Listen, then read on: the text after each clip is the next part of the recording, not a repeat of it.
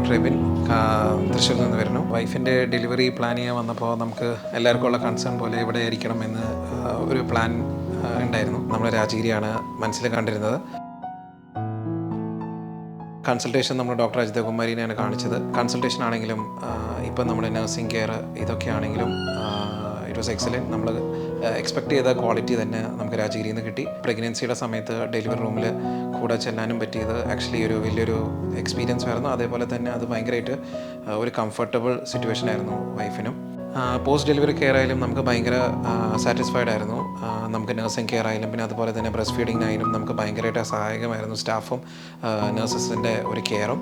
Overall maternity അതുപോലെ തന്നെ post maternity ഫെസിലിറ്റീസിന് Rajagiri ഒരു നല്ല ചോയ്സ് ആയിട്ടാണ് എനിക്ക് തോന്നിയത്.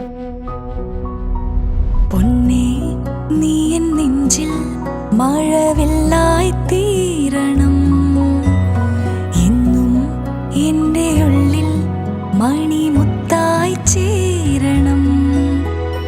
ചായുറങ്ങ മാറൊരും അമ്മ